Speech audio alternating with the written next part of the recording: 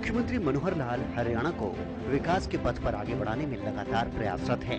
प्रदेश के अंतिम व्यक्ति तक विकास पहुंचाना मनोहर सरकार का लक्ष्य है और इसी कड़ी में हरियाणा सरकार किसानों के हित में फैसले लेकर उन्हें दिन दोगुनी रात चौगुनी तरक्की करने में मदद कर रही है। प्रदेश सरकार द्वारा किसानों को मिल रही सब्सिडी और योजनाओं के लाभ से ही आज हरियाणा का किसान आधुनिक खेती की ओर बढ़ रहा है। प्रदेश का किसान आज जानता है कि कैसे कम लागत में अच्छा मुनाफा कमाया जा सकता है। बदलते समय के साथ कृषि के क्षेत्र में काफी बदलाव देखने को मिल रहे हैं। लोग समय और पूंजी को बचाने के लिए उन्नत कृषि उपकरणों और उन्नत तकनीकों का इस्तेमाल कर रहे हैं।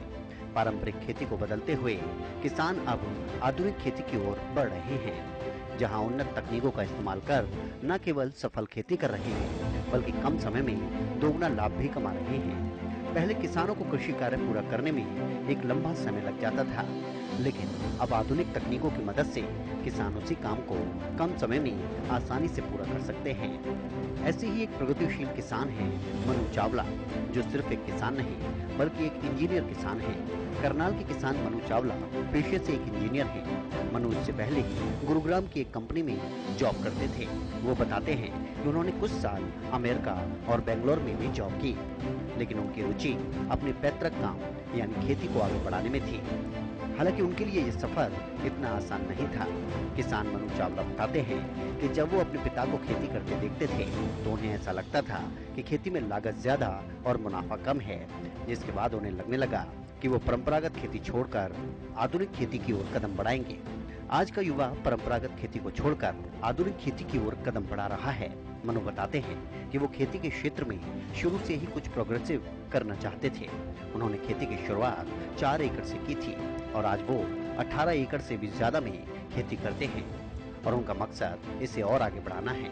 मनु दावा करते हैं कि करेले की खेती करके आज वो उत्तर भारत में सबसे बड़ा फर्म चला रहे हैं। मनु आज कई सब्जियों की खेती करते हैं, जिनमें गोभी, बैगन, खीरा और घिया की खेती भी शामिल है। मनु आज अन्य किसानों के लिए प्रेरणा का स्रोत बन चुके हैं। वो कहते हैं कि अगर आज का युवा खेती के धंधे को व्यवसाय की तरह समझे और अपनाए तो उससे अच्छी मेहनत करके वो अच्छा मुनाफा भी कमा सकता है और साथ ही अपनी अलग पहचान भी बना सकता है। मेरा बैकग्राउंड एक इंजीनियरिंग का बैकग्राउंड है। मैंने करीबन 16 साल जॉब करी है as a channel sales in Gurgaon. US में भी 3 साल जॉब करी है, बैंगलोर में भी करी है। तो बेसिकली मेरा जो बैकग्राउंड है एक फार्मिंग बैकग्राउंड ऐसे है कि मेरे फादर साहब के ये सब खेत हैं, तो हम लोग बचपन से ही खेती देखते हुए आ रहे हैं। तो एक इंटरेस्ट था कि हमको फार्मिंग में जाना है। लेकिन जब हम घर पे जो इनकम आती थी वो देखते थे, वो कनक और जीरी से जो इनकम आती थी वो अगर हम एकड़ की कॉस्ट लें 30 लाख 35 लाख अगर एकड़ है तो उसमें फादर साहब सब कुछ मिल कर करा के 60-70 हज़ार रुपये महीने का कमाते थे। तो मुझे लगा कि अगर हमें फार्मिंग में घुसना है, हमारा मन है फार्मिंग में, तो क्यों ना कुछ प्रोग्रेसिव किया जाए। तो प्रोग्रेसिव में डेफिनेटली इन्वेस्टमेंट भी होती है। हमने इन्वेस्टमेंट करी अपने प्लांट के ऊपर और हमने जॉब इसलिए छोड़ी क्योंकि हमें फार्मिंग में आना था, हमारा मन था। ऐसा नहीं है कि हमें कोई मोटिवेशन मिली है, it was just a dream to come into farming.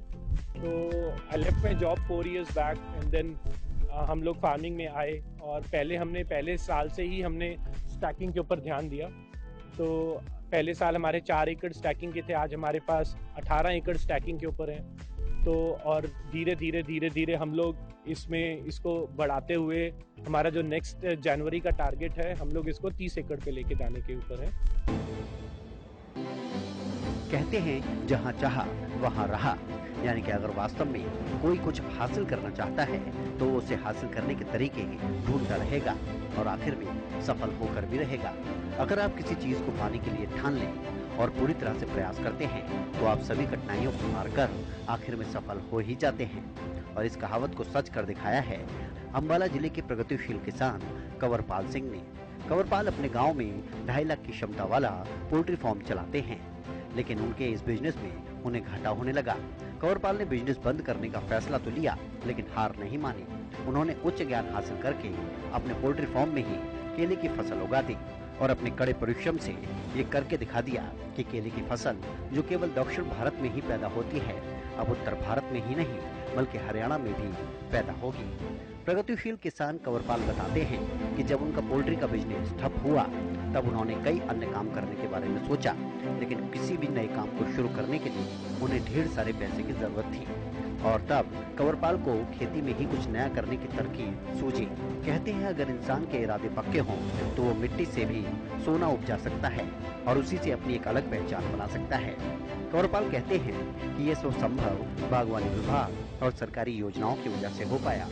जो ज्ञान और मदद उन्हें विभाग की तरफ से मिलती थी, उसी की सहायता से उन्होंने आधुनिक खेती करना भी सीखा। आज कंवरपाल सिर्फ केले ही नहीं बल्कि मक्का और सरसों की खेती भी करते हैं। कंवरपाल के संघर्ष भरे जीवन को देखते हुए आज वो किसानों के लिए प्रेरणादायक बन गए हैं। बड़ी बात तो ये है कि प्रगतिशील किसान कंवरपाल ये बताते हैं कि मेरा मकसद सिर्फ खेती करना नहीं था, बल्कि मैं चाहता था कि मेरे आसपास के लोग भी मुझसे प्रेरित होकर खेती करें और इस क्षेत्र में अच्छा नाम कमाएं। भी मनुष्य को जरूरत होती है तो कुछ ना कुछ खोजता रहता है। जैसे ही मेरा फार्म बंद हुआ तो मुझे किसी नए काम की तलाश थी। तो नए काम काफ़ी दिमाग में आए, लेकिन उन सब के लिए पैसा ज़्यादा चाहिए था। तो मैंने ये सोचा कि चलो मैं क्यों ना अपने खेत में ही कुछ नया करूं। अगर मैं कामयाब हुआ तो आगे जो मेरे युवा साथी हैं वो इस लाइन को देख के अच्छी खेती की तरफ जाएंगे, और अगर मैं अनफॉर्चुनेटली कामयाब ना हुआ तो जो लॉस होगा, पहले भी लॉस पड़ा, इस लॉस को भी वहन करने के करूँगा। इसलिए मैं इस लाइन में आया हूँ। मैं फार्म बंद होने के 1 साल तक तो बिल्कुल खाली ही रहा, कोई काम समझ में नहीं आया। तो 1 साल के बाद ये 25 जुलाई को मैंने अपने खेतों में ये बनाना की फसल लगाई और आज इसको 1 साल 2 महीने हो गए। तो मैं काफ़ी कंफ्यूज भी था। इस बार सर्दी ज़्यादा पड़ी तो थोड़ी फसल में नुकसान भी हुआ। तो काफ़ी लोग मुझे कहने भी लगे कि आप इसकी बहाई कर दो, कोई और फसल कर लो, लेकिन मैंने थोड़ा संयम रखा और आज मुझे ये खुशी है कि आज मेरे कुछ प्लांटों पे फ्रूटिंग स्टार्ट हो चुकी, जो आपने अभी अपने वीडियो में देखी भी है। मैं हॉर्टिकल्चर विभाग का धन्यवाद करता हूँ क्योंकि उन्होंने मेरी टाइम पे काफ़ी सहायता भी की है।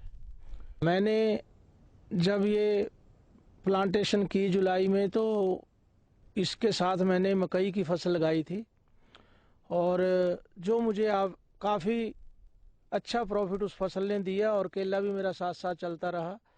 और उसके बाद मैंने इसमें सरसों की फसल लगाई, वो भी काफ़ी अच्छी रही, काफ़ी लोगों ने उसको देखा और जिससे कि मेरा घर का खर्चा वगैरह है दोनों फसलों से मेरा वो चलता रहा।